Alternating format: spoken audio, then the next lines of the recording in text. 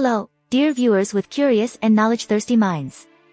Welcome to another incredible video about the history, bibliography, and, of course, the powers and abilities of the fearsome Vlad III in Fate/Apocrypha. Are you ready to dive into an adventure filled with blood, mystery, and plenty of dark humor? Then, hold on to your seats and embark on this epic journey with me. Chapter 1, Prince Vlad III, A Brief Biography. Greetings, curious individuals seeking to learn about the heroes, or villains, of bygone eras. Today, we will indulge in the mind-blowing biography of Vlad III, also known as the Impaler. Get ready to delve into this action-packed story of violence, action, and, of course, a touch of dark humor. Vlad III, or Vlad Dracula, yes, he is one of the inspirations behind the famous vampire, was born in the 15th century in a region known as Wallachia, which is part of present-day Romania. From an early age, Vlad displayed his rather peculiar personality. While other children played with dolls and toy cars, he preferred impaling ants and spiders. Quite an adorable little boy, wouldn't you agree? As Vlad III grew up, his thirst for power and dominion only intensified.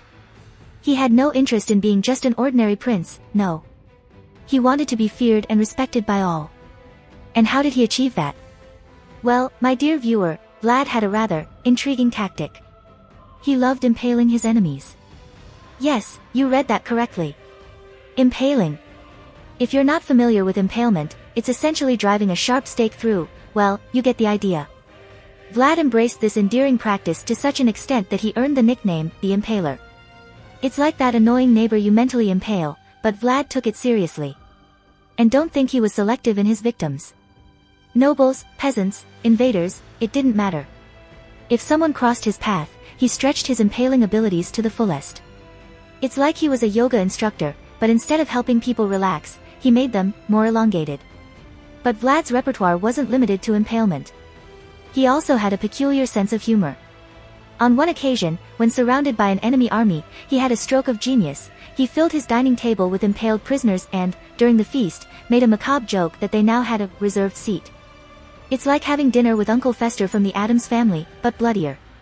And as if all of that wasn't enough, Vlad III was known for his obsession with cleanliness. Yes, you read that right again. While impaling his victims, he ensured that the area was spotless, like a true maniac with a broom. After all, who said removing blood from walls isn't a form of extreme cleaning? In conclusion, knowledge-hungry and laughter-seeking individuals, that was just a brief introduction to the life of Vlad III, the bloodthirsty impaler. Believe me, there's much more to be explored about his madness. So, stay tuned for the upcoming chapters because the fun is just beginning. Chapter 2, Vlad III and the Legend of Dracula. Hey there, folks thirsty for vampire stories and chilling legends. Are you ready to uncover the connections between Vlad III and the famous Count Dracula? Grab your sharp fangs and dark capes because we're about to dive into this spine-tingling story full of macabre humor. You've probably heard of the legendary vampire Dracula, right?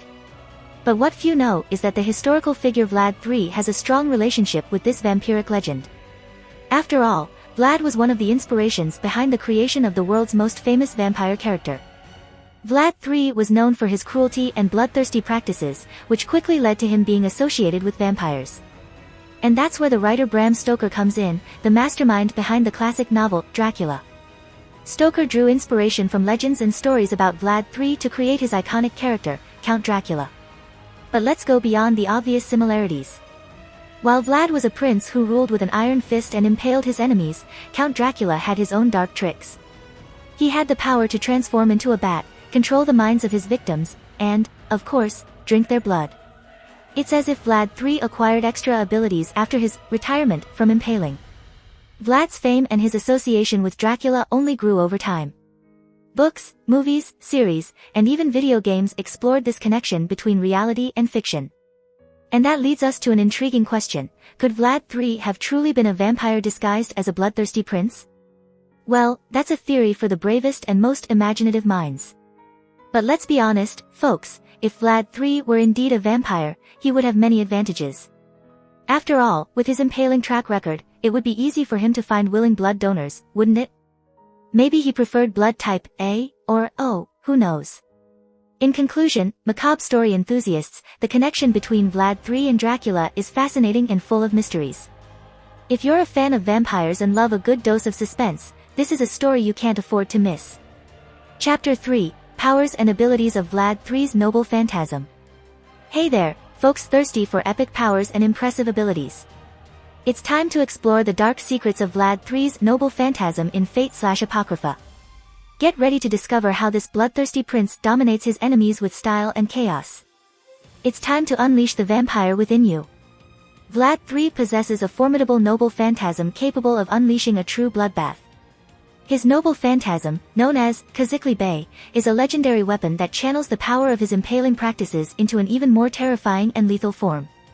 Just imagine, Vlad, wielding his legendary weapon brimming with sharp stakes, ready to pierce his enemies like pincushions at a moving target festival.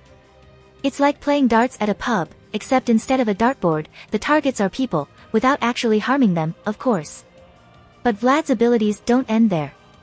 He has the power to manipulate shadows, creating a sinister and immersive atmosphere. It's like he's the director of a horror film, controlling the lighting and special effects to make everyone tremble in fear. And let's not forget his ability to regenerate. Vlad III is like those video game characters who simply recover all their energy in the blink of an eye. Nothing like being an invincible bloodthirsty prince who can have a few steaks for breakfast and be ready for battle. Additionally, Vlad can absorb blood from his victims to strengthen his attacks. It's as if he were a walking blood battery, recharging his abilities with every sip of blood. It's good to have a balanced diet, right? But don't think Vlad is just a badass vampire. He is also a brilliant strategist, capable of surprising his enemies with tactical moves and clever maneuvers. It's as if he were a chess master, predicting the opponent's moves before they even happen. Or maybe he's watched too many war movies, who knows?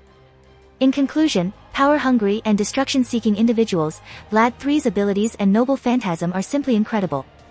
Just imagine if you had these powers in real life. It would be like being the protagonist of an action-packed, blood-filled movie with special effects. Ah, what a dream. Conclusion. And thus, we come to the end of our incredible journey through the history, bibliography, powers, and abilities of the fearsome Vlad III in Fate/Apocrypha. I hope you've had as much fun as I did on this adventure filled with curiosities, good humor, and plenty of blood. If you'd like to see more epic videos like this, don't forget to subscribe to my YouTube channel.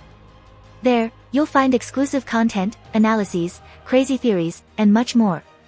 Don't miss the opportunity to be part of this amazing community.